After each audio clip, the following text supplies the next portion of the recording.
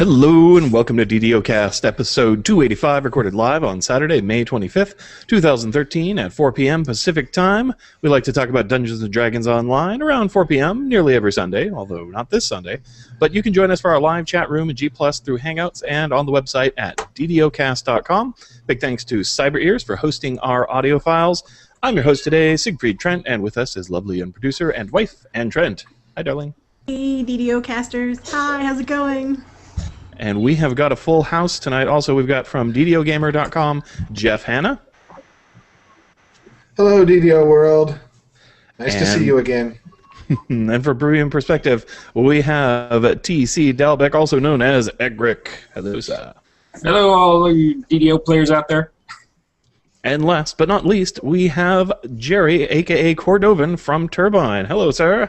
Hey, nice to be here. As you can see, I've got the little guy with me. So if I have to leave all of a sudden because you hear some crying in the background, well, that's just the way it goes. So I'm here for a few minutes to help answer a few questions and see if I can do that. I'm watching the kid while my wife Sarah is actually watching the new Star Trek movie. Right now. When you've got such a little one, you can't take him to the movies with you.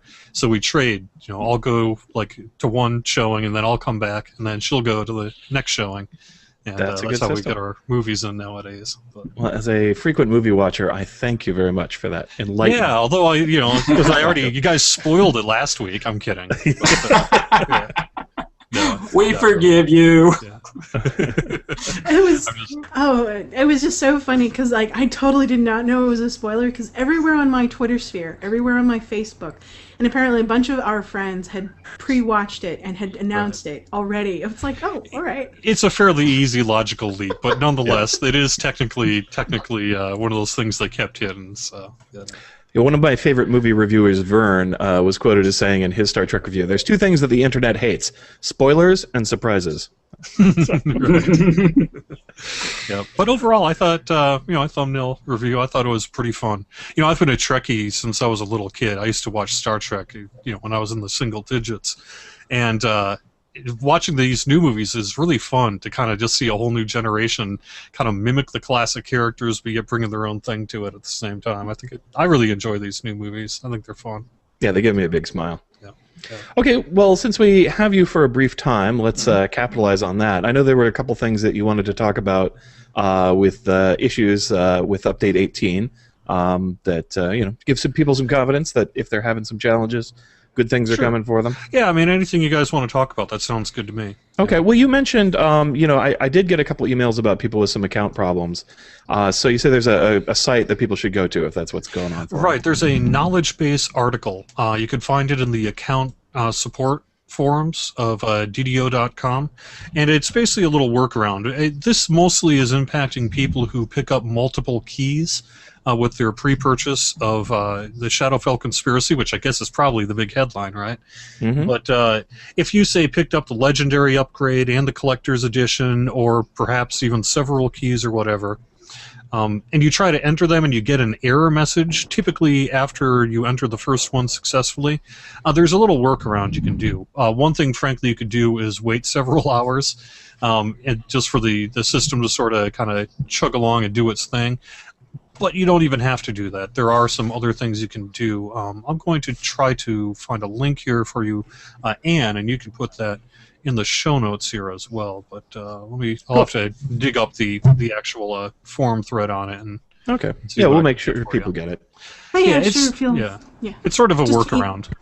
Yeah, sounds good. I know, and because there's been some problems with the forum, some people haven't been able to log in there and see what's up. So right, you don't need to log in to see this stuff. This is all, you don't need to, none of this, you can see the forums even if you can't log in.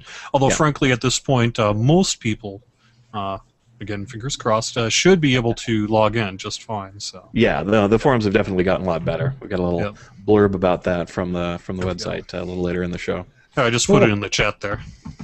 The other thing I thought that we were talking a little bit about the show that was significant is right now the Spinner of Shadows is closed due to a bug that makes it so you can't complete in some cases. But that keeps, say, if you make a new Blade Forge character from getting over to Evening Star to play some of the new content. So I know you guys are going to work on something to get around this, either by fixing the bug or providing an alternate means for people to get through. Right, we tentatively have a patch scheduled for, could be as soon as next week. I mean, stay tuned for an exact time on that. It's still a little early to say exactly what day it's going to happen or whatever, but we are working for a patch to take care of a handful of issues, that being one of them. We have, if we don't fix the, ideally we're going to just fix the quest, right?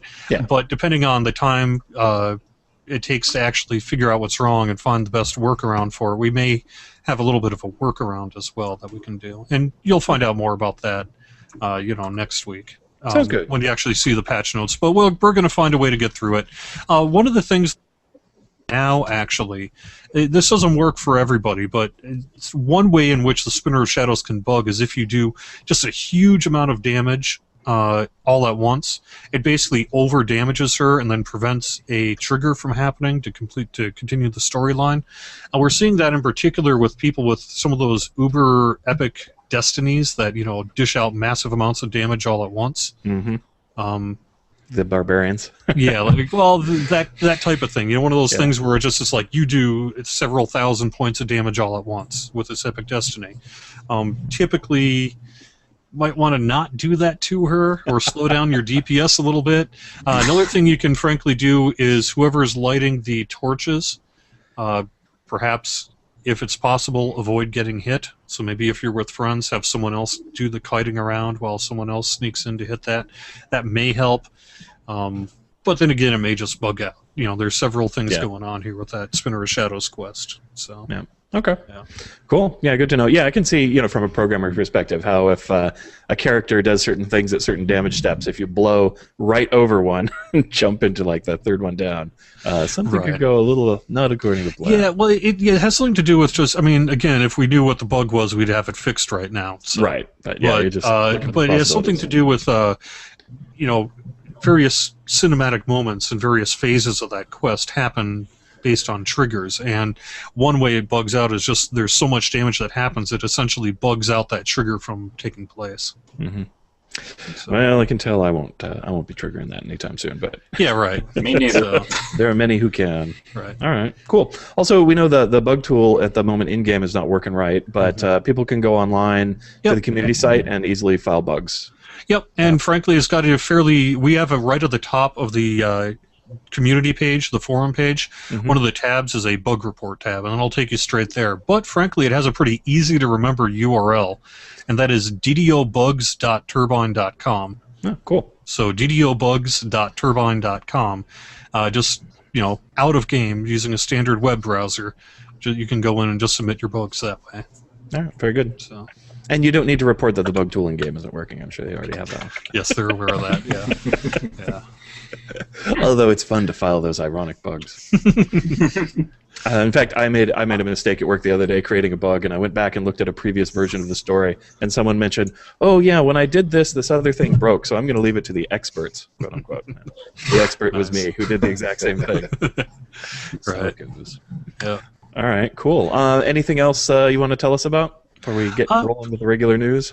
Sure, I guess I would just say, we did have a website update this week that took care of a lot of people's errors who were having issues, say, logging into the website. We fixed some style issues with the website, some of the white-on-white background text, and the big one, which I'm sure you're real happy about, we brought back the dev tracker. Yeah. We were able to fix the dev tracker. Yep, both the Lamania dev tracker and the regular dev tracker. We actually rolled the service news tracker into the regular dev tracker at this point. Cool. Still debating whether we might kind of create a separate service news tracker here again in the future, but at least for now we have it all combined. So, well, good timing. It was super golf handy clap this for week. Dev Tracker. yeah. And there's a lot of news. So. Otherwise, I just hope you guys are enjoying the Shadowfell conspiracy sort of stuff. We have a bunch of pre-purchase bonuses and cool things that you can get if you pre-purchase it now, and I'm sure you guys will be talking about some of that stuff. So, oh yeah, absolutely. Really exciting times for DDO. This was a busy week for us, as you can tell. We had a dev diary, update 18, and Shadowfell conspiracy, and a whole bunch of other stuff too. So, oh yeah, it was a good week. No news to lots of news. So. Yeah, a lot of it sort of, it's one of those things where it came together at the last minute, So. Didn't necessarily give you a days of advance notice here, but we're glad we were able to get it all out. So. Yeah, good job, guys. Much appreciated. So, yeah, that's about it. Other than that, I'm having a good time. Cool. Well, thanks for chiming in, Jerry. You're welcome to hang out if you like, but as you wish. Yeah, it looks like the little guy might be getting a little antsy here, so I should probably take off. But if you have any questions, PM me on the forums or whatever. I'm pretty easy to get in touch with, and I try to respond to just about as many of those as I can. Sounds good, man. So, and good luck. Have fun, guys. Thanks. Catch you later. Yep. Bye, Jerry. Take care. Jerry. Golf clap for Dev Tracker. Yay! I'm really happy about that. Cool. Okay, well, let's continue with our regularly scheduled program. So first, I'm going to read the exciting marketing announcements for Update 18, Disciple of Shadows. I always like this marketing stuff. It always makes me go into a marketing voice for some reason. So in a way, maybe I just enjoy that. But anyway, you've got 2 new dungeons in Update 18. First is Disciples of Shar. Deep in the murky foothills of the Stormhold Mountains, fierce wolves and mountain lions roam with hungry abandon. I like that part, hungry abandon. You must search a network of sullen caves, hiding Shar cultists responsible for terrorizing the people of Evening Star. But Shar cultists, priestess, and even an owlbear stand between you and the truth of the events in Wayloon City. Free to all players. So that's Disciples of Shar. And then there's Escape Plan is the other quest. A river barge full of prisoners from Evening Star is being transported to Wayloon Prison. A high priority target is among them. You have been hired to guard the river barge as it floats downstream, but prepare yourself for any danger, as rumors of this high priority prisoner is sure to have reached the ears not currently aboard the barge. Okay, read all players. AKA, you will be attacked. What is it? That one sounds like a very classic tabletop pen and paper type adventure. That sounds like something I would do to my players. It very much is, yeah, absolutely.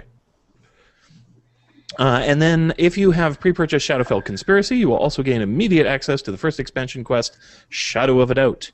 Inside the safety of Wayloon Dock, the magistrates interrogate Shar clerics for information regarding their suspected plot. Skilled adventurers might have more luck than the magistrate, but the very shadows conspire to any who would bend the prisoner too far. Will you spare the guilty and innocent alike within Wayloon, or does justice have no place in a city swimming in shadow?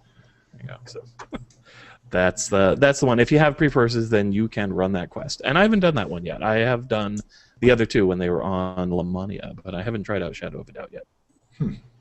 It sounds like they're asking us to roleplay some torture. Yeah, it does, doesn't it? That very well may be the case. But although it sounds as if you get a choice, I do remember. Isn't that Tomb of the Tormented? That. Huh?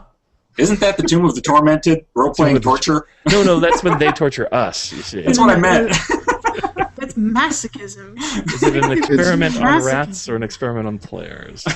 It's enhanced interrogation techniques. It's not torture. Enhanced interrogation techniques. Wait, you're telling me there's an enhancement for this? Yeah, okay. Let's see. Let's start with expansions come bugs, and we're going to talk a little bit about everything that's in the expansion pack a bit later in detail. That's a taste of the adventures, but there are bugs that came with it. In addition to the ones that we had talked about so far, there's a bug with spell power, spell critical chance, and spell critical damage, which are not working correctly right now. Overall numbers are lower than intended for Update 18, say the devs. This is probably a leftover from when they did updates for the enhancement revamp. Spell critical chance and spell critical damage changes to text and functionality, which are not the same, by the way, so you're not quite getting what you're seeing, are not intended, and they are working on fixing them. So hopefully that'll be one of the things in the early patches.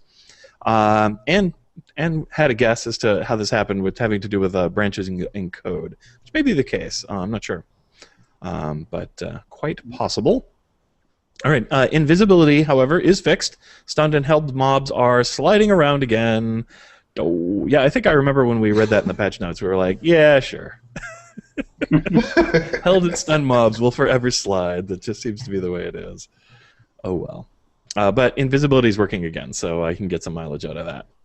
Which I know people like for running certain quests and stuff. It's kind of handy. Temporary quest closure, end of the road. To quote from Cordovan, Razagol has left on vacation without telling anyone, meaning he isn't spawning correctly. So they've closed that quest because it just isn't working right now. Sorks are sad, apparently, because the Sharadi double rainbow power has been changed. As with most of the Double Rainbow's large list of effects, it has some new additions, and some effects have different chances of triggering, including possible 0% chance. I'm not sure. Was that a direct quote from one of the devs there, Darlin? Yes. Yeah. Yes, it was. Okay, 0%. That's kind of sad. Yeah, apparently that was maybe a bit much, and so they've chunked it down a little bit and is not quite so beefy as it once was.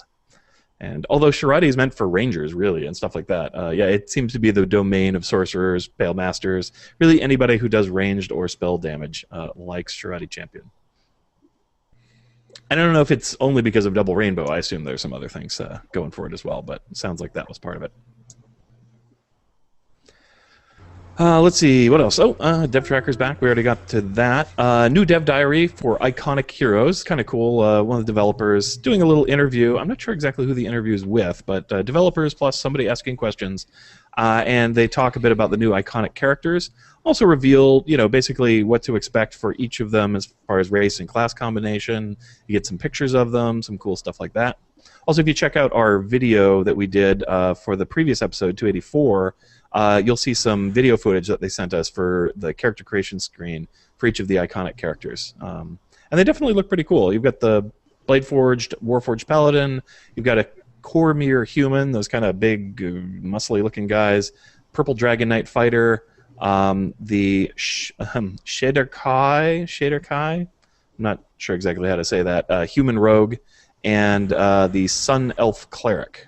So those are the ones that are going to be coming. You can play, of course, the Blade Forge right now. The other guys will come in the expansion. So, and also, what I thought was really interesting in the interview is before, there had been a lot of, basically, you can't TR these characters, which is true at the moment. However, they had talked about that in the interview, and they said that TR for Iconics is a high priority for them. So it's something they do intend to add for them.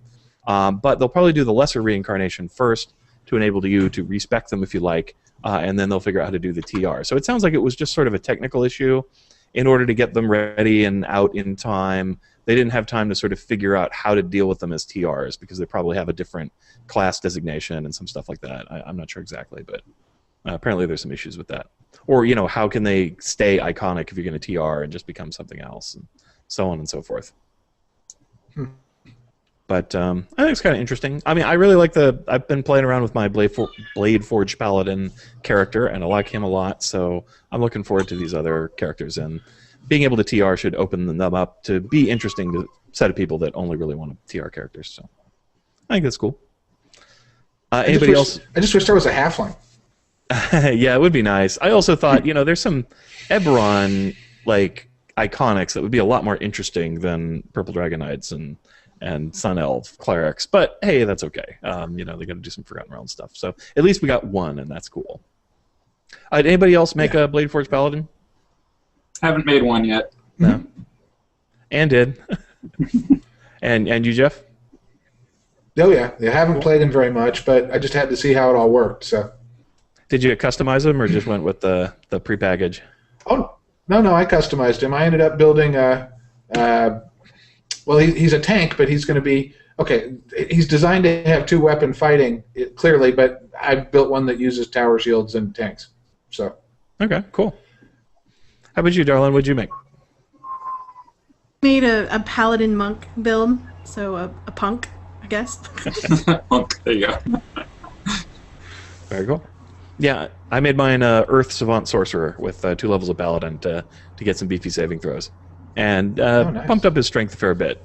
But yeah, it's nice because you can have 18 charisma on Warforged Sorcerer. I thought, hey, why not do that? And I got to say, he looks badass, right? I mean, I got the upgrade package, legendary thing, and it comes with one of the custom armor kits. And the regular one they give you for those characters is pretty cool, but the special one with the glowing blue stuff and the Wolverine claws, and that is a badass looking armor kit. So I am happy. Yeah. And it's cool with the Earth Savant. He's got the spiky Earth. Huh? Did you notice that it's bound to character, though? So you can't give it to one of your other Warforged. Yeah, this is true. It's only for the Blade Forged Iconic. Yeah. Well, they're supposed to look special, right? So I think that's the gig. But, yeah, no, I mean, I was like, man, this is how a Warforged should look. This is cool. So I was happy. All right, let's move on. May 23rd, forum upgrades plus apology gifts. So you want to stick through this one. There's a little bit of dryness here, but at the end is a coupon code for something pretty cool. So this was a post by Cordovan. Said timeout and authentication errors have been fixed. Additionally, the dev tracker has returned. Several style issues have been resolved. Players who are still running into a turbine maintenance page when attempting to view the website should ensure they are viewing the site with the most recent version of Internet Explorer or Firefox. This maintenance page can also result from modifications to your host file, so ensure that you remove any host file changes that may have been changed from DNS issues previously. In almost all recent cases, we've traced the maintenance page issue back to a date host file setting, so please spread the word to your friends about this. While we have repaired many user forums accounts, we are aware that there are a few accounts that still need to be manually repaired by our engineers. We continue to work on these to restore their posting history. If you already have a ticket submitted, you do not need to make further actions. And if you don't, then go to support.turbine.com, then click on Support Center and click Submit a Ticket and send it to the Community Forum support. You will also find a couple of new links at the bottom of the forums: Dev Tracker, Game Download, and Bug Report. The Game Download takes you straight to the download page for the game client, and the Bug Report links you straight to the online bug submission page. So, as a special thank you to the players for their patience during this website work, we would like to offer the following community a gift of XP. So use coupon code 4UMSXP for 1 Sovereign 1 Experience Elixir, which is basically a 50% XP bonus for 3 hours, and 1 per account. This is pretty cool. It's like a 600 turbine point item, so that's one of the more pricey things they've given away. So Yeah. I felt that was a nice apology. Like, yay! So I'm going to grab one. I don't know how long that's good for. Probably for however long. So, but you should know about it and get one because they're cool. Yeah. I took no chances. I have mine already. Yeah, me too. I was like, I'm getting mine after the show. Yeah, so I thought that was nice. I got mine quickly and used it to get through Shadow Dancer. Yay, Shadow Dancer. Shadow dancing. Shadow Dancer on a Sork is so boring. Yeah, those aren't real exciting. I mean, you can skip them in the store, but then you don't get the XP for the Twists of Fate thing, so it's kind of worth it to slug through the first 3 levels of stuff. But all right, let's see. DDO store news: 20% off of select crafting items, May 24th through 30th. And Gold Seal Elixir of Improved Healing times 10 is the free item of the week. GSEH01, 1 per account. So if you want to try out the new Improved Healing Elixirs, that's a way to do it for free. So, and as we'll find out later in the show, I've discovered that they're supposed to work for Undead, so they're good for Pale Masters, they work for Warforged, and they work for humans all the same. So that's pretty groovy. Yeah, they're pretty cool. They just give one big burst at first, and then they have a heal over time. Good stuff. And once again, if you're having issues, we have the DDObugs.DDO.com, and that's how you can file a bug report. Cool. All right, so special double feature for our show, special feature for the week. Pre-order Shadow Conspiracy and Update 18, Disciple of Shadows. So what we're going to do is we're going to talk about everything that's in here, because there are kind of some hidden gems. And then we're going to talk a little bit about, Shamgar's put up an interesting thing kind of analyzing the value of it. So yeah, we can talk about that. Okay, you guys ready? You look ready. Go. Okay, cool. All right, so what's included in the expansion itself? You got 2 adventure packs with 10 quests total, in addition to the quests that are now available for purchases in the pack. You got 2 wilderness areas. These are level 15 and up quests and content. The new level cap is level 28, which will be in the expansion. 4 iconic heroes, one of which we already have available. However, at the moment, there are no new raids. So don't expect a raid in this expansion, but do expect quite a few quests varying from level 15 up, I assume, till level 28.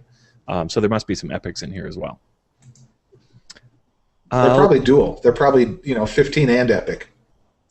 Oh yeah, that's very likely. Yeah, it does seem quite possible. Yeah. Yeah. That would make sense. I kind of like it when they do that too. You just get the most bang for your buck out of it that way. Mm-hmm. Let's see. Okay, so now here's all the deals. There's all kinds of different ways you can buy this thing, and I know you can get some of it in store too. But so if you pre-purchase now before August 19th, if you get the standard edition pre-order, it's $30 plus tax.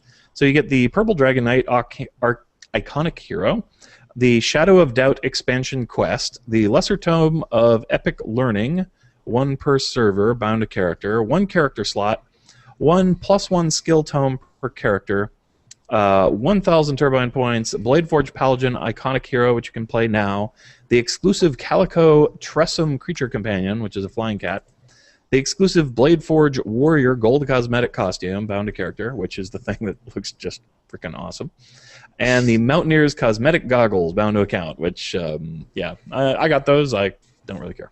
They're all right, I guess. The goggles are mostly kind of like, yeah. People look weird with goggles, but hey, sure, why not?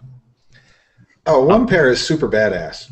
The kind of sunglassy ones, or is it? Yeah, super badass. Yeah, I'm not sure which those ones look those good. are. Yeah, they look good on the right character. I like them on a dwarf myself, but kind of. I kind of want to make a brother and with a fro, and put those on. So I think they need to make a new emote called glasses, so you can do the maneuver. Yeah. The Wesley Snipes action, Yeah. Yeah, I did do up my Dwarven Paladin tank to look kind of like Wesley Snipes, a very stout Wesley Snipes, but that was the inspiration when I put them together. Oh, yeah, here's a picture of the cooler of the two goggles on a character that is showing them off pretty nicely. That is a badass look right there. That is a fierce character. Yep. He's glamorous, yeah. Cool. Okay. So, some of the goggles are cool. The other ones are just sort of goggles that glow. Let's see. Okay, so if you get the collector's edition pre-order, this will cost you $50 plus tax, so it's about $20 more. You get the Shadowfell Purple Dragon Knight, Sun Elf Iconic Heroes. You get the Shadowfell Cosmetic Costume. You get the Shadow of a Doubt expansion quest. You get the Greater Tome of Epic Learning instead of the regular one. You get 3 character slots. You get a +2 skill tome one +2 skill tome per character, 2,000 turbine points, the Calico Tressum creature, the Bladeforge Paladin, the Tawny Owlbear creature companion, the Warrior Blue and Gold cosmetic armors, the Stormhorn Specs cosmetic goggles, the exclusive Bladeforge Warrior Gold cosmetic costume, and the Mountaineer's cosmetic goggles. So all kinds of stuff. And not only that, but you can also add on the Legendary Upgrade for another $40 plus tax. And this one is kind of just a bunch of stuff for your characters, is what it amounts to. You get the Owlbear Defender Hireling, which is a lot like the Panther Creature Companion from the previous cool thing. You get a level 17 and a 24 version of it, bound to character. Get an exclusive Tan Stripe Pseudo-Dragon creature, which is a little dragon that follows you around. It's pretty neat. The Wilderness Cosmetic Armor Kit, which personally I'm kind of like, I've tried it on a lot of characters, and I'm like, this is not terrifyingly attractive. Anyone a fan of this that has it? It's the only good thing about it is that it's pants. So if you're if you're somebody who can't wear armor, you don't want to wear a robe, and you don't want to look like a monk. Well, this is all you got. Yeah. Yeah, I didn't care for it too much myself. It does have a skull on it, which is kind of neat. But I thought it was better than some of the basic armor that I've got, so I've got it on one of my characters. There are worse armors. Yes. Yeah, totally. Also, the thing that I found interesting about this one, which is not true of most of the cosmetic armors, is you can put this on a Warforge or a non-Warforge character, and it works for both. So it's a cosmetic armor. Huh. Yes. It's kind of weird. I mean, it's the only sort of non-Dawson-y looking Warforge thing that you can have. So if you want a Druid Warforge or something, it is kind of neat for that. So. Wow, I got to check that out. That sounds really cool. Yeah, I was really surprised. I kind of did it by accident because the first character I logged in was the Bladeforge thing, and I put it on. I'm like, whoa, gee, that's not nearly as cool as my spiky thing, but whatever, that's neat. I then tried like other cosmetic kits, and the regular ones in the store. That's not the case. You know, they still have Warforged specific ones and then regular ones. So it's a cat. DDOcast. Is that a Tressum? Sorry, that's my cat. That's cool. Okay, so anyway, on with the legendary upgrade stuff. In addition to the Wilderness cosmetic armor, you also get 2 +3 skill tomes per pack. You get a lesser tome of Epic Learning, which is bound to character. You get a Wizard cosmetic hat and matching creature companion hat. And I have to say on that, the Wizard cosmetic hat looks terrible on all my characters because it hides your hair. So they all look bald and weird. But the one on the cat, if you put the creature companion hat on the cat, they've done it special so that the cat's ears poke out of the hat, and it looks super cute. Yeah, there's the hat. I gotta try that. Yeah, but it's hard to find a character that looks good in that thing. I don't know. This is not one of them. This character does not look good with his hat on. No, I have yet to find a character where I'm like, yeah, no, that's pretty cool. I'm like always. No, that's awful. I don't want to look like that. So, oh well. If they could just find a way to let you have your hair and the hat, that would be probably fine. At least they can do is put, like, I don't know, a false wig underneath the hat. Yeah. You know, like, give you Elminster hair underneath the hat. That would be funny. There you go. Gandalf hair, as Jeff likes to put. Thank you. Gandalf hair. That would be correct. Instead of cheap knockoff Gandalf hair. And finally, for this pack, the first character who pops open the goodie package for it will get 5 Sovereign 1 XP elixirs, which is quite a bit of experience point bonus for that character. So remember, if you buy these things, the first character that pops it open gets the bonus Sovereign XP elixir and the improved Tome of Experience, and then the other people get the kind of downgraded version of the tome and the other stuff. So. That's the gig. Also, I discovered, just as kind of a side note, this, I guess you could call it an exploit, but I don't know. Anyway, I TR'd a character after using these goodie things and did my Tomes of Experience, because I was like, I'll do the Tomes now. And then I TR'd my character, and it gave me the little goodie packages again, and I popped them open, and I got more skill tomes, and so I was able to, and the other skill tomes were still applying, so... it's a good time to TR a character, sounds like a bug. Yeah, it's probably a bug, but, you know... What's a few skill tomes between friends, right? Yeah. Well, and they don't stack. And the fact is, a +3 on a skill is really just not overwhelming. Unless you're like, if you're a dedicated Hagglebot, I mean, my Hagglebot loved the +3 Haggle. And you can't use it on UMD, so... Yeah, most of my characters, I didn't need 3 skill tomes, right? Yeah, I'm like, well, okay, concentration and balance and... I don't care, yeah. But for my TR, because he's supposed to eventually get to completionist, I'd be happy to buff every skill because I'll use them at some life. So, except maybe. I wonder if you could use one of these tomes to open up a train skill. I tried that; it does not work. Does not work. Okay. Yeah, it'll only apply a bonus if you already have the skill. All right. I also noticed sometimes there were some display bugs with the tome buffs, like when I TR'd, I wasn't actually seeing the bonus. Like, the bonus was there, and it was applying to the skill, but it wasn't showing on my character sheet properly. So there's a few little nigglies with that. You can, and if you want to see the inherent bonus, you have to hover over the total skill thing, and it'll pop up a window that shows you the skill bonuses you're getting. And the tome bonus will appear in there, but it doesn't appear on other parts of the character sheet. So, it's a little funky still. You could use it on a rogue that has open lock, and then TR and not put any points into open lock. So what would happen then? I think it still says NA. It doesn't let you access the skill. Right. Yeah. Right. So because that's exactly what I tried to do. I was like, ooh, that'd be cool if that works. Yeah, no luck. Okay. Well, at least they don't add the plus from that, because I've noticed that these bonuses show up as an other on your skill. Yeah. When you look at the breakout. And I know all those skills that require training, you have to put points into them. So at least they didn't have a situation of, hey, I don't have access to this. Let me try putting this on there, and then it says, well, it's been consumed, but you still can't use the skill.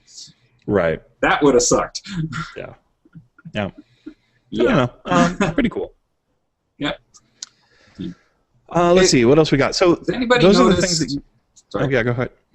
Anybody knows the Sovereign XP elixirs?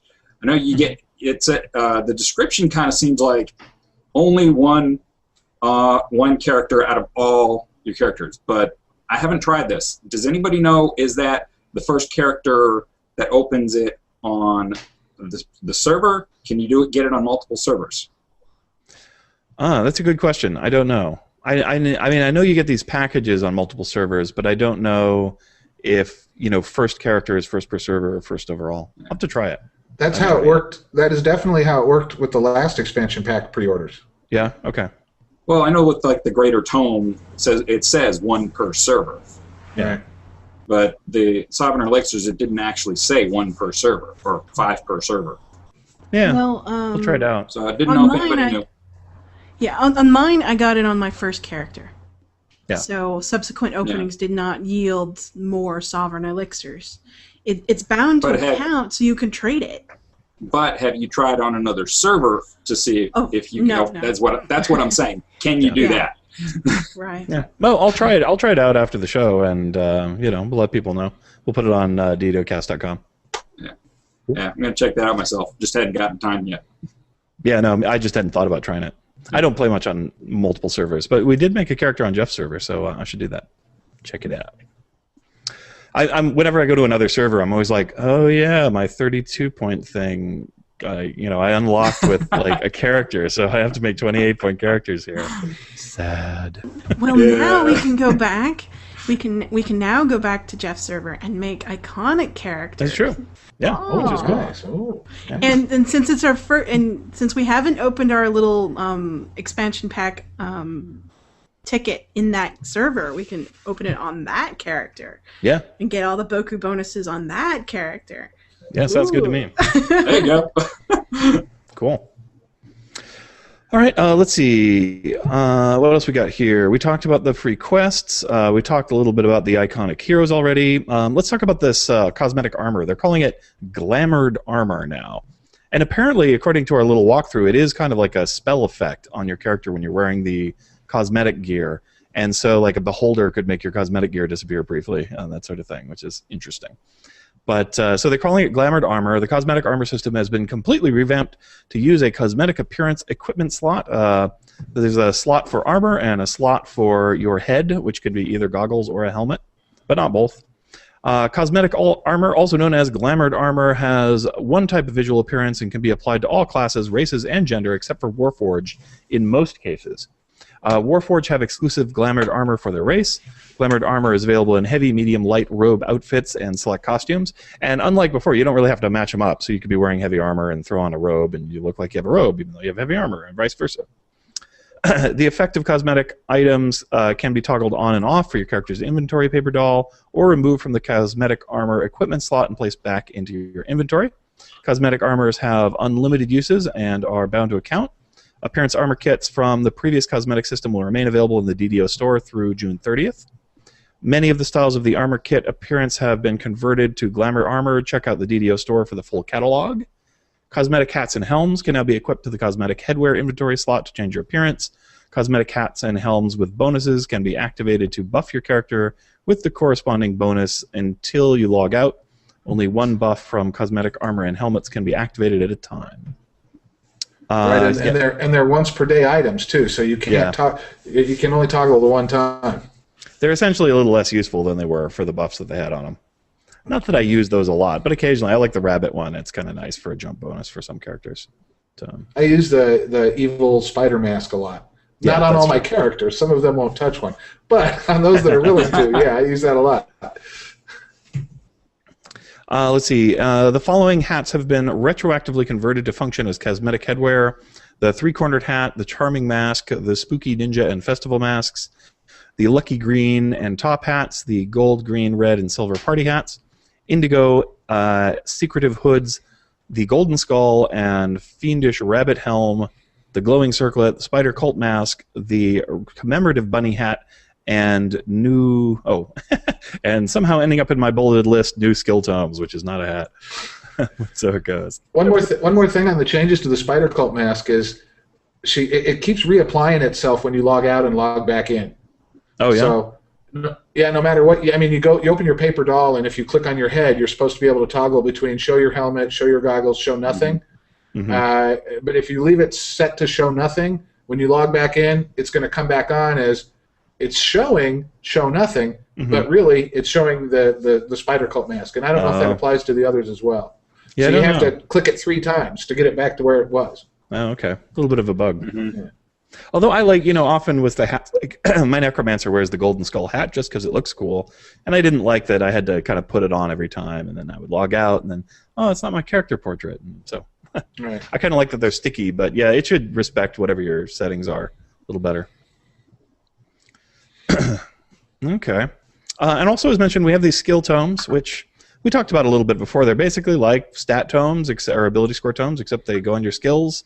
When you get one, you use it, and then you choose what skill it is you want it to actually be, and then it kind of makes one in your inventory.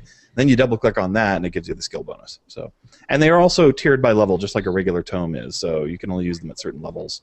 And then the bonuses apply a little bit at a time, depending on what level your character is. So, if you're familiar with tomes, skill tomes will not be that strange. Yeah, like I said, I was excited to put them on my characters, but ultimately they're not doing a whole lot, except maybe on my rogues. And UMD is not available on the regular skill tomes. Apparently, they're probably going to have special UMD tomes available separately. They'll be more expensive, no doubt, and be more exclusive. But, that's okay. UMD is kind of a special skill, so. Yeah. The only A thing lot of I my really characters are... Oh, go ahead. the only thing I really like about them is that they persist through reincarnation, TR or LR. So that's a real bonus, especially if you're trying to build a tank. Yeah, I mean, they A lot of my characters now have better balance. Yep, which is never a bad skill. Well, they actually have. I saw a UMD tome available. Oh, they have it in the store now? They have it in the store, I believe. But it's more expensive than the other skill tomes. Right. I don't remember the exact price. May get one of those. Of course, my Haggle character was happy to get another +3 Haggle. I was like, Yeah. Mo Haggle is good. Yeah. So, Mine too. yeah, he was probably the most excited to get the skill tomes. And nice for bards. Bumping your perform is always a good thing. And rogues. Yeah, absolutely. Yeah, especially because I have a lot of rogues that are either pretty good at spotting but not so good at searching, or pretty good at searching but not so good at spotting, and that helps bump up the weaker of the two, which I did on a lot of characters. All right, some other changes that we've got in here. It's now possible to view character creation options for classes you do not own. You can now make customization choice, appearance choices, etc. prior to making decisions about purchasing a race or class. I think that's pretty nice. cool. Yeah. Good idea for sales. Try it before you buy.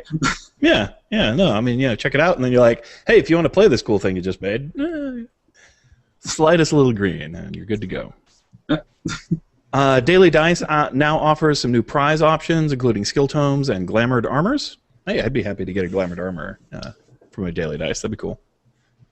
Adjusted many collectible turn-ins to be more reasonable prices. Yay! I haven't seen that. I haven't either. I did not see that. I have I yet looked. to actually go in and try to trade anything in. So. Well, okay, they said many, and maybe the ones I happened to try today Uh-huh. weren't in that many list. Not but so I much. looked to see which ones there were, and the ones in House K were not touched. Oh, that's too bad. Yeah, I have yet to actually hit a single collectible turn-in guy since they changed the way they work, but not for, just other things to do, I guess.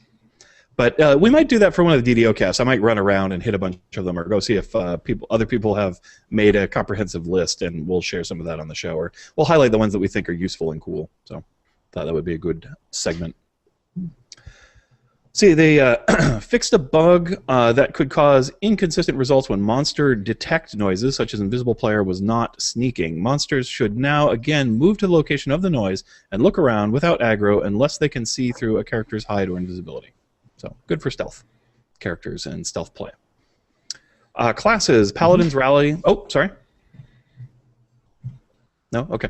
Paladin's Rally now shows up in the buff bar and grants a morale bonus instead of a sacred bonus to make it stack with the Paladin's Aura, but probably not stacked with quite as many other things. Oh well. Combat. Incapacitation has changed for characters who stabilize. Once a character stabilizes, a 20-second timer begins. If a character is still incapacitated when the timer runs out, the character will get up with 20% of the character's maximum hit points returned. I think we talked about that before, didn't we? Yeah. Yeah. Okay. Epic Destiny's Shirati Champion Stay Good now makes ranged or thrown weapons deal good damage, as was intended. Sounds like a nice change. Although I'm guessing the people who use Double Rainbow are still like, I would rather have that. But Grumble, grumble. Grr, grr. most powerful thing, nerfed again. Oh, what do you know? That's how it goes. Yeah. I know some people were actually calling for some nerfs to that Epic Destiny because they were feeling like it was the only good choice, which is always a bit of a problem. But oh well. I'm still working my characters over there. I haven't gotten to it yet. I'm like, Yeah, I haven't either. The only thing I can say in their defense, the one thing I heard that made sense to me is there were complaints that they had to figure it out and that it wasn't in the notes. yeah. You know, and that it could have been put in the release notes. Otherwise, it feels sneaky. And I guess I can see that point. But Yeah, I agree with that. I think, there's always a little bit of a problem at Turbine with the release notes. I think the people who prepare them and then, the feature list gets a little scrambled. And so, they're not always 100% there. It's kind of always been the case. right. See, items. A named augment called Gift of the Master can now be created at the Altar of Epic Rituals near the 12 by combining Voice of the Master, Mantle of the World Shaper, and 5 greater tokens of the 12. This item can be placed into any colorless slot and provides a 5% enhancement bonus to all earned experience points. Using this augment on an item will permanently make the item bound to character. Pretty interesting. It's minimum level 1 also. Yeah, so I mean, good for TRs in that sense, and also pretty good for just a character that, everybody have their voices on, as it goes in my guild. You can just leave it on if you have a colorless slot available and you want to put something in it. Yep. So I think that's pretty cool. A lot of my characters, because I'm lazy, I just have the voice on as my trinket all the time, and I don't bother finding another trinket for them, so long as I want to gain XP. But let's see. I think if it's colorless, if it's colorless, doesn't that mean it'll go into any slot? I believe so. Yeah. Yeah. I think that's the way it works. Start gathering your tokens and bring out your TRs and bring them to the altar. Yeah, I think I only have one character that has both a voice and a mantle currently, but I know for a lot of people they do, because the mantle's kind of handy in its own way. Mm-hmm. Plus, you get true seeing that way. Yeah. No, there's a few levels where it's actually good to wear both, and it's not a bad bonus for characters. But I don't even remember which character had them both, but I know one of them did. Toughness effect on items has been renamed to Vitality to better differentiate between the effect which is granted as a result of the item versus the feat. We had talked about that a little bit, but we didn't know exactly what the official term was. So yeah, Vitality replaces the old Toughness in terms of item effects, which is a stacking hit point bonus. So good to know. Collectors in Stormreach now have powerful new healing potions for sale. These elixirs of healing provide a large instant burst of healing followed by heal over time that continues to heal for 10 seconds. Elixirs of healing function equally well on living creatures, constructs, and undead who use them. Yes, Warforged and Pale Masters, that means you too. Elixirs of healing come in 5 varieties. Available in the store or through Daily Dice, but not purchased from vendors. I think the collector vendor gives some of these out, but... Mm-hmm. Fixes have been made to several older raids to prevent Jewels of Fortune and loot bonus weekends from having an undesirable impact on named item drop rates. Ooh, sounds like there was a bug. And I know our guild leader, Ross, was complaining a bit that he was having terrible luck lately. And he actually did kind of identify it seemed to happen when we had loot bonus weekends and stuff like that. So... his suspicions have been verified. There was a problem. Apparently it's been fixed. Mm-hmm. Let's see, monsters. Many undead creatures, especially in older content, have had smaller hit dice values that match their CR. This main effect will be to make Turn Undead ability more effective against them. That's cool. Mm-hmm. Bear and Dire Bear slam attacks have had some timing glitches fixed. Okay. A minute. After 6 years, or 7 years... Mm-hmm. Turn Undead is actually useful. Yeah. I mean, I know characters who have it work, but it doesn't kind of work all that well in the sweet spot around like Delira's Tomb, especially if you're running Elite and whatnot. So it's kind of nice that they've adjusted it so it's within the realm of possibility for you. Let's see. NPCs. Quellish Wren, the potion vendor in House Jarasco, now sells potions of inflict serious wounds in addition to cure and repair serious wounds. So if you're a Pale Master, now got a spot to get some inflict potions, which is pretty awesome. So that's Quellish Wren in House Jarasco. Not sure exactly where he's at or which one he is, but let's see. And I've got some late breaking news coming here, being typed in by Jeff as we speak. There was also something about redoing the Epic Shard C scroll drop rates in Spinner of Shadows. Yeah. Not just that quest, all 3 of them. And Yeah. I wanted to highlight this just because that means I've spent the last 2 months doing nothing. And they could have just put out a known issue saying, hey, we know that the shards are screwed in that quest series. They Yeah. could have told me. That would have been nice. I run this quest 100 times since update 17, and I just figured I'm really, really unlucky. No, Yeah. I'm really stupid. Oh. You're just a glutton for punishment. Why didn't they say that? Why didn't they post that somewhere anywhere? I read the whole forum. I would have found it. Yeah, that should have been in show notes. Yeah, we didn't catch it. I mean, ever since they put up Dev Tracker, there's been a ton of posts, and I do remember seeing that early in the week, but we didn't find it when we were doing the show notes. So yeah, they changed those a bit. Yuck, but good is fixed. Yuck that it wasn't working so great. Well, it turns out I'm even more stupid than I thought, but I'll get into that in a little bit. Okay. So does this mean you're going to dive back in there and run it a few more times?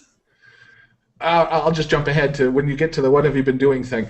I finally finished my Fury of the Flame Mall because while TRing most recently, I had to go through some of my ingredient bags, and I had a shard already. Oh my and I God. just didn't know. So not only was I running a stupid quest that was never going to give me the thing I Poor needed, Jeff. I already had the thing I needed. Oh my God. Sigh. That's pretty This is what hilarious. it's like being Jeff. This is what it is. Oh my gosh. Oh well.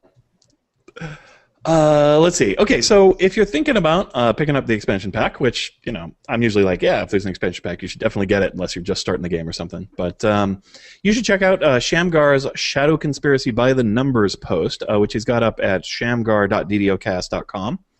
And he breaks down basically the kind of turbine point per dollar value that you can get by the expansion packs. It has this big old chart there that sort of breaks down everything that's in the pack. He estimates how many turbine points the thing would cost. Now keep in mind, a lot of these are sort of, you know, estimates, guesstimates based on things, some of which you can't actually buy individually in the DDO store, right? So these aren't exact numbers, but, you know, should give you a pretty good idea. And then kind of looks at per character, how much stuff do you get, or is it an account bonus, so on and so forth. Breaks that down, separates it into categories for if you're a free-to-play player, or if you're premium, or if you're a VIP, and how many characters you have, and then how many turbine points per dollar you're getting for each extra character that you add to that. So you can find out your exact value. Pretty interesting post, super duper crunchy. Shamgar is definitely the new king of crunch in many respects. And so that's worth taking a look at if you're interested. And it also has, I don't know, just there's a lot of numbers in there. They're pretty interesting. It breaks down to, like, if you have 3 characters or so, you're looking at the mid 200s.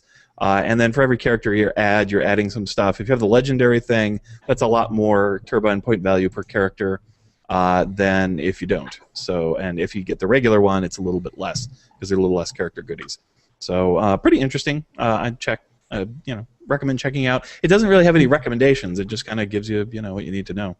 But this is definitely your kind of zone of expertise there, Ekrik.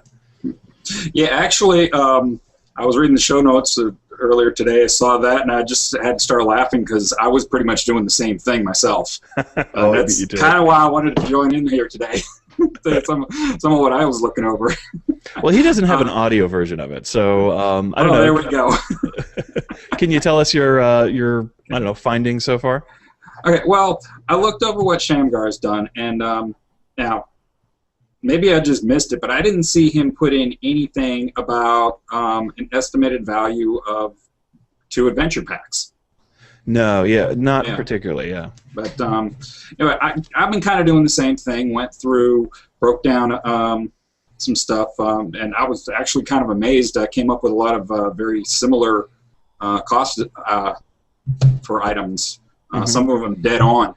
I did lowball a few, which was I figure that's kind of the better way to go. Yeah, I kind of figured a good rough idea for the 2 adventure packs, about 1,500 turbine points. That's lowballing it. Probably actually would be more. Mm-hmm. And I'm sure these 2 adventure packs eventually will be in the store.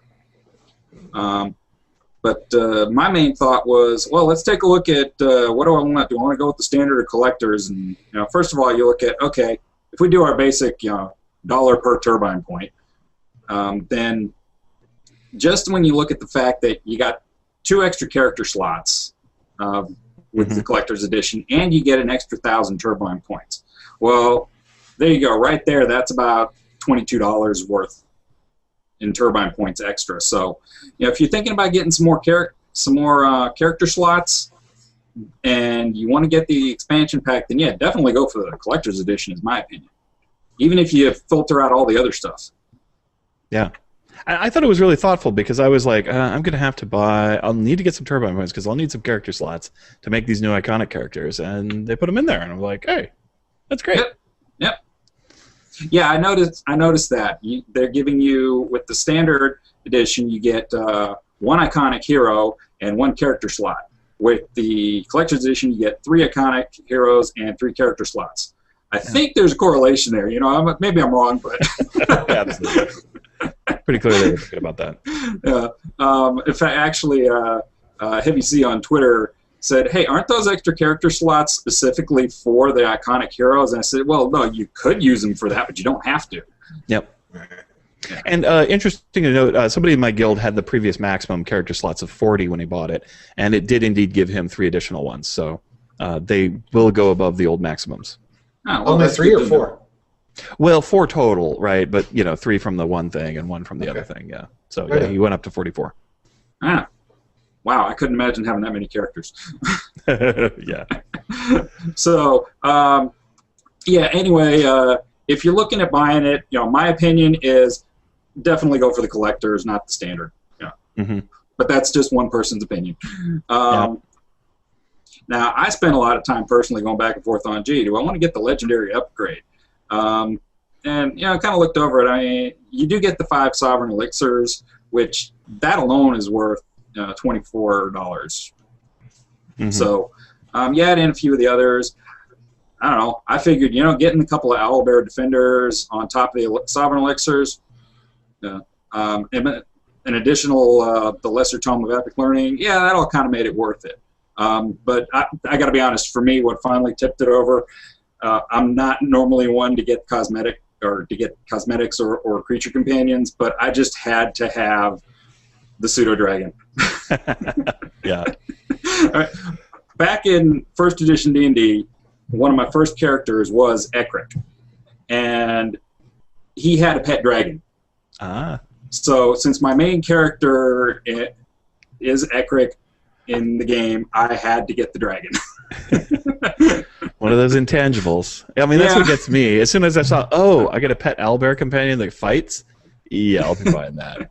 Whatever the cost is. But for anybody who's really looking on the legendary upgrade, I took a more conservative approach on the numbers than Shamgar did. I looked at it as, well, what if you really are only considering possibly getting these items for just 1 character?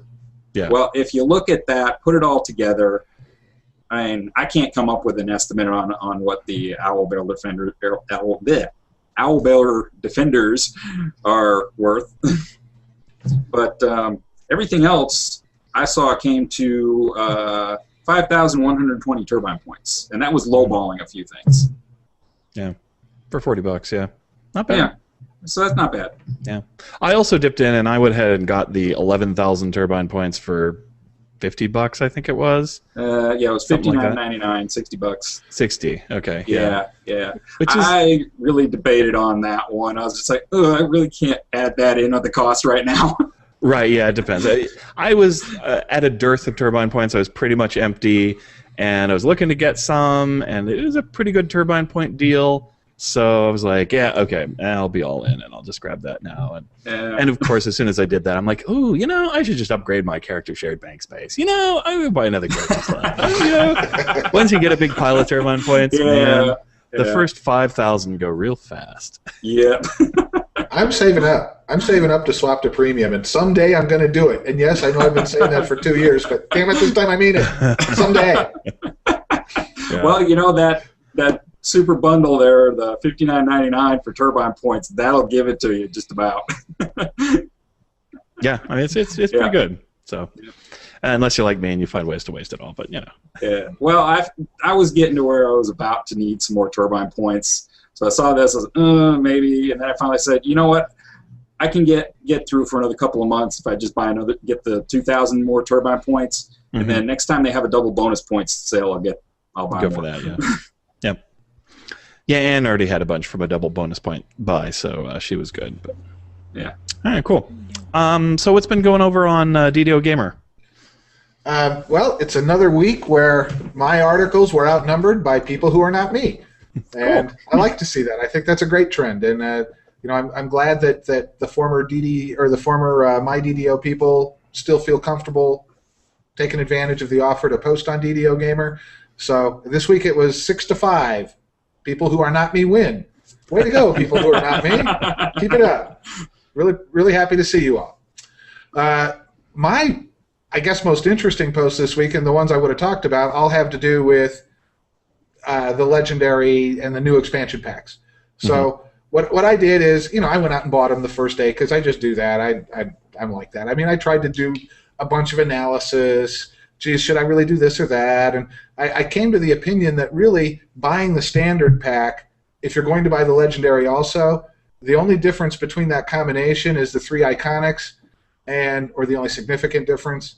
I mean, that includes the extra character slots, but if you're not going to play the iconics, you don't need the slots, and none of them are halflings, and I play in a halfling-only guild. So, but I went ahead and bought it all anyway. I finally decided, I don't want to be playing the game a year from now and see somebody running around with, I don't know, an owlbear cosmetic companion that I could have bought with just money and I let it go. So I bought it. I got everything.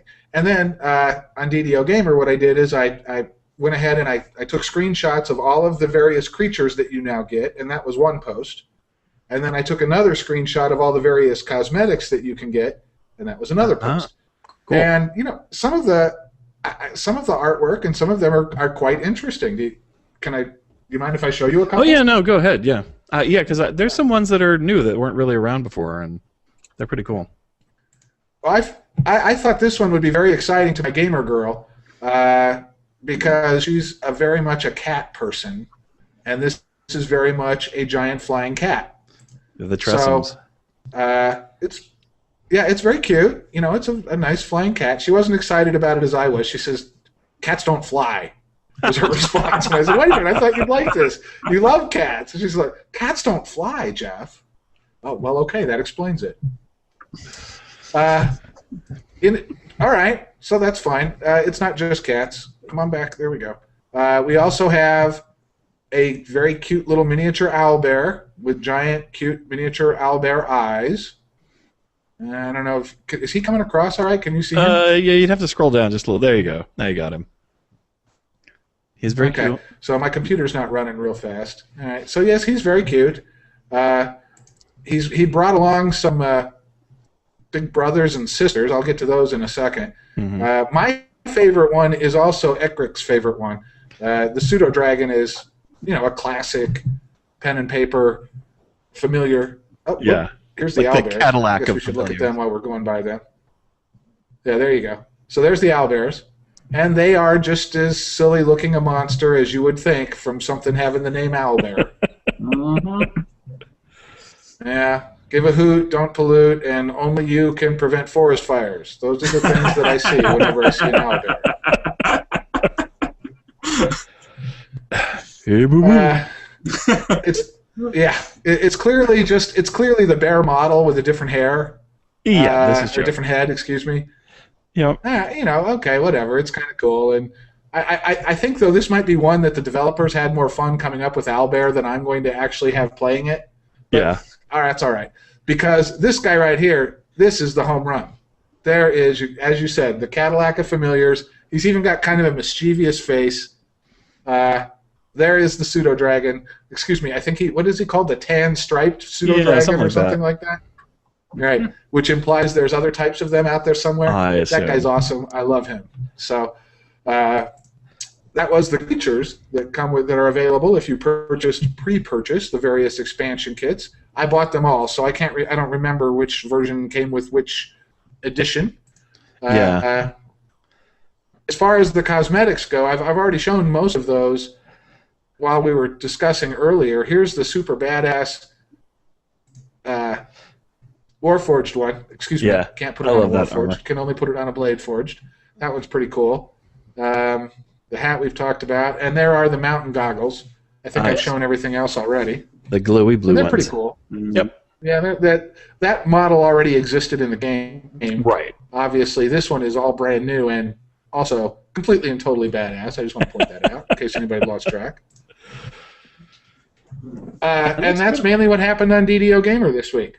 All right, cool. So, the only other thing is I griped a little bit about the turban points being included in the packages. That kind of annoys me. Oh, yeah. I'd rather they just make the packages cheaper. I'd rather buy, instead of buying the standard for $20, sell it to me for $15 and keep the turban points. I'll buy them if I need them. Or better yet, when they're on super sale. Yeah. I'm guessing they pick a price point and then they just try to throw in stuff to make it attractive. And there was something kind of weird about the pricing on the luxury add-in piece, which is, first off, you couldn't see what the pricing was. It wasn't included on the. I don't know if it's changed now, but and maybe I just missed it because I'm blind. But I didn't see the price until I went to go pay for it. Yep. Yeah, you can't. And then it's providing you a 20% discount. But I don't think it counts as a discount when it's a price you've never seen until you're agreeing to buy it anyway. Yeah, absolutely. It is pretty weird. I mean, what kind of discount is that? Yeah. Yeah. It's a pretty discounted price. It's $40. Well, I didn't know it was supposed to be $50, so knowing that it's $40 now is just no difference to me, right? So right. I think it would have been, a little more transparent to put the real price out there where we could all see it. Yeah.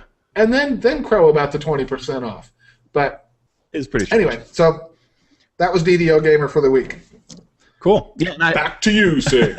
I wondered in Ecric saying he was talking about 20% off, and I'm like, I didn't get 20% off. How do you get 20% off? And I realized everybody got 20% off if you pre-purchase. Yeah, everybody does. Yeah.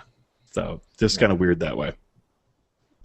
No, I want to buy it full price. God dang it. Take my money. I guess if you wait long enough, you can buy it full price. Yeah, it's strange. Yeah, I don't I've see never them understood offering the marketing. legendary upgrade by itself later.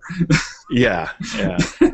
I don't know. Yeah, upgrade to what exactly? Yeah, just kind of weird overall, but that's fine. So long as I'm having fun with the stuff, and I generally am. So let's see. The what you've been doing segment. I'll start off. I finished my TR after a year finally. So I was gonna hold off, and then I didn't. So I did hold off until this came out, but I didn't hold off till the expansion, which is good. I was talking to some people, and apparently nothing too dramatic is going to change anytime real soon. So I was happy about that. So I just went ahead and TR'd, and yeah, looking good. So far, I went from being a sorcerer, so this is life number 4, and I'm going to be a druid with a couple little monk levels, although I messed up my alignment because I wasn't paying attention to what I was doing. It was late at night, and I was too excited. So I'm going to have to fix that. But I discovered a little bit of a bug, and that the alignment change things that you can buy in the store, not available for druids, generally speaking. They're kind of class restricted to keep you from buying one you can't use, and even though the ones a druid could use are in there, a druid can't buy them because it's not on the list of classes that are allowed to buy it. So that's kind of annoying. Maybe they're bound to account. I haven't checked, in which case I could buy it on another character and transfer it over, but they're probably bound to character. So that's too bad. So I'll have to lesser reincarnation. So I'll do that later. I'm not worried about it, but maybe I'll get more skill tomes that way. Don't know. But anyway, yeah, he's going to be kind of cool. Power attack, stunning fist, but he's mostly going to be a caster druid to kind of complement Anne's healing amplification druid paladin character, and they'll play together and fight bad guys. Should be pretty fun. I went human this time. I'm changing my race every TR for no practical reason, just because that seems cool to me somehow. Yeah, so that's that. I made my Bladeforge character. I talked about that a little bit already. We played our static group. I've been playing a lot of DDO.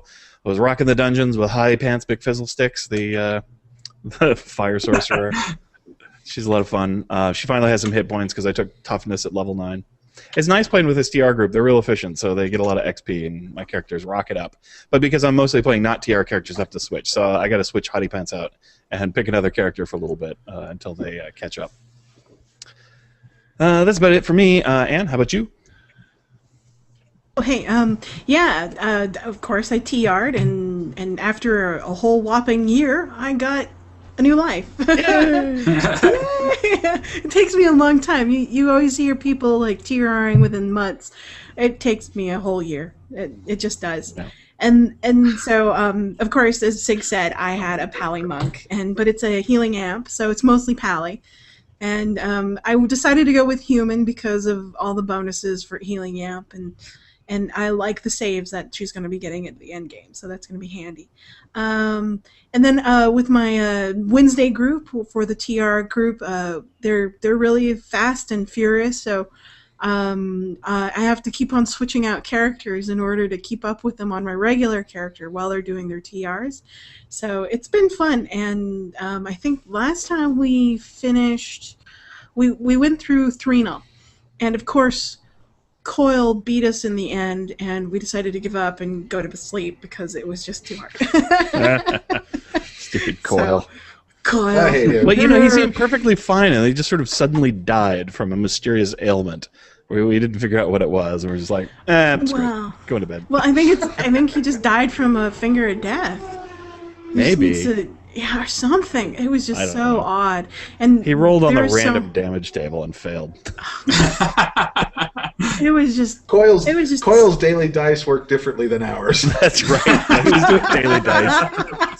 You can just see him just rolling his daily dice. Coil, you It's died. like, 1 to 99 is Coil dies. 0-0 is, hey, you live. And Turbine supplied him with a lot of shards just in case. Great. Oh, but yeah, so we're gonna have to do that again this week, and but at least this coming Wednesday we get to do Zorian Cypher and probably Vaughn's. We'll see what happens, but it's gonna be fun. So that's my week for DDO. Yay! Cool. How about you, Jeff? Well, for the last couple of days, I've been doing loot runs. So, because it's +2 loot day. So, I've been hitting the Servant Overlord and Vaughn 4 and so forth and ransacking that with as many characters as possible. Through the week, the main things I've been doing is I finished off my TR last week. We talked about that. This week, I'm building the new character, and I decided to go with a Sorcerer Monk who has actually more Constitution than Charisma because I have a hard time playing in the back, and I know you're supposed to wait for the melees to get aggro and then start blasting and stuff, but I'm not that patient. I just blast as soon as I can see stuff. So I figured a couple layers of Monk will be handy, and the extra hit points, and I might take toughness with both extra feats. I'm not sure, and maxed Constitution. So so far so good. She defeated Korthos in conjunction with my gamer girl who's running a wizard. Mm-hmm. And so far, so good. The other thing I did is I finished my Fury of the Flame Maul. And I would be excited about it, too, if it wasn't such a bass-backward way of going about it. Because normally, you work for months on something, you achieve it, you feel like you achieved something, right? I feel like I lost a month and a half of game time that I'll never get back. Oh, wow. So it goes. How about you, Edric? Well, I actually kind of took a few months off from playing DDO. I don't know, just was getting a little bored for a bit, needed to take some time away from it and let it get interesting again. Sure. So got back about a month ago and decided to go back to the original server I started on, which was Orion. And I've taken a look at some of the new enhancements that are the revamp of the enhancement system that's going to be coming out. Mm-hmm. Decided, boy, this is really going to mess with the way I've built my Arcane Archer. So I decided, all right, I'm going to start off new character, rethink my Arcane Archer. So what I've got right now is he's up to level 10. Of course, I'm kind of casual player, so I don't get a whole lot of time to bring him up from that level 7 starting there. But I've got a 9 Ranger and 1 Artificer right now. And interesting. Well, I always hate it when I'm soloing and I can't disable a trap or open a lock. So I was like, gotcha. well, let's see. I need to either go with Artificer or a Rogue in there. I thought, there's a few nice extra things from, on the Artificer that could help. Plus, with the fact I want to go an Arcane Archer, that actually takes care of one of the requirements necessary, at least now. Yeah. As a requirement. So, I don't know. Debating on whether or not I want to take one or two more Artificer levels there, or if I'm just going to leave it at one Artificer and do everything else as the Ranger. Cool. Sounds good. All right, let's roll into community news.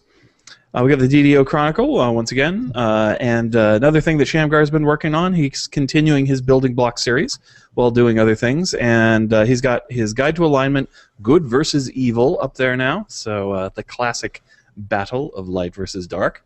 I'm guessing the final alignment building blocks will be on neutrality, since he's already done Law versus Chaos.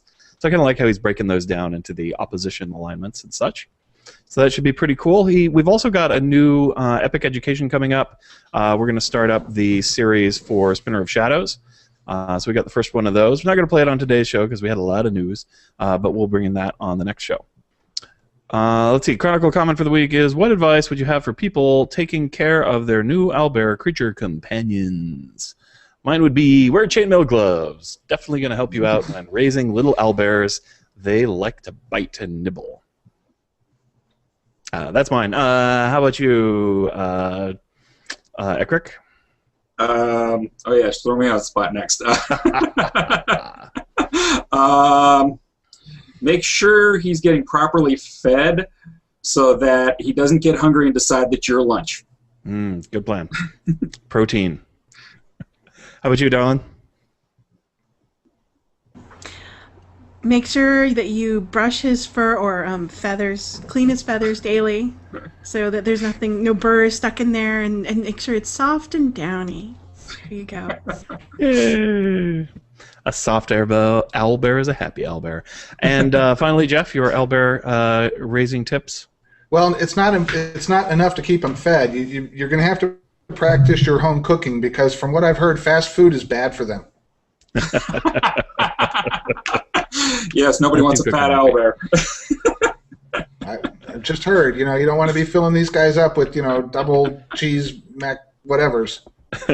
Big old greasy owlbear. Cook them real good food. Yeah, that's right. They'll appreciate it. Cool. Let's see. Both DDO Gamer and DDOcast got highlights again this week. DDO Gamer looks at new creature companions, and DDOcast has a video about Disciples of Shadow. But you knew that if you were listening. All right. Finally, a lightning post. Thank you, DDO Chronicle. Huh? Oh, yeah. I said thank you, DDO Chronicle. Oh, yeah, absolutely. Jerry and the DDO Chronicle folks, always very nice to us, which is cool. Lightning post this week. Dear DDOcast team, I always heard your beautiful podcast the last years and tell you, go further like this. But today I write this letter to you. Perhaps you can mention it on the next show to help me reach Turbine. I can't log into the forums, perhaps because I am German, ? And using the Turbine formula, I always get an error message, invalid token/session. I'm a VIP since beta, and find myself speechless about something so horrible Turbine is doing here. I tried to answer this on the message on the Turbine, but since not the normal way, I am not sure if there will be a response. Best regards. So Andre was asking us to help get in contact with Turbine. The real problem he was having, it wasn't just the forums, but he got, after he put in his Shadowfell thing, he got a cancellation notice in the mail wanting to confirm the cancellation of DDO, which was quite the surprise and scary for him. So he was trying to get that fixed. He did write us back before the show came up to let us know that that had been resolved. Turbine got on it pretty quick and fixed his account issues, so he's good to go. Still having trouble with the forums, but he's happy for the moment. And I just wanted to say, anybody who's having trouble like that, definitely try calling up Turbine's support line, and they should be able to get with you, especially account stuff like that. They're pretty good about it. And the forum thing, like I said, I think they're still by hand fixing people who are having trouble. So Andre might fit into that category. But they've been doing a pretty good job moving towards getting the forum stabilized. They work pretty good for me now. I still get logged out every once in a while, so hopefully they can do something about that. But so far so good. That's about it. So, like I said, we'll have some more letters next week. We've got definitely some more in the mailbox, people asking for build advice and stuff. But since I figured with a lot of guests and a lot of news, this was going to be a longer show. So I'm going to save that for next time. And that is about a wrap-up. I don't know, let's go around the horn and see if anybody's got any final parting things. Before Jeff says it, yes, we're going to Gen Con. We'll be there. You can sign up for our event. It's on Friday at 4 p.m., I believe. Look for it in the schedule. I haven't checked to see how many more people have registered, but hopefully some 19. more have. 19? Oh, very good. Excellent. Yeah. So we got a few more. Really? Wow. And no expectations. No, it's going to be awesome. So I'm sure people will love to be there. I'll do my best to be entertaining. I'm a pretty good live entertaining host, generally speaking. Put me on stage, make it all silly. So. Well, Jeff front of a camera. Yeah. Well, Jeff sent some really good ideas on what we can do during our little get-together. So yeah, absolutely. and we've got a couple ideas ourselves, and then we're going to all combine them, and hopefully we'll come up with a really interesting, at least, if not entertaining, program for you during our little get-together. So yes, you'll get a chance to maybe kill the hosts or be killed by them, other fun role-playing things, and maybe I'll perform a live rap. Who knows? Anything's possible. I am not performing a live rap. You're not? Oh, that's no,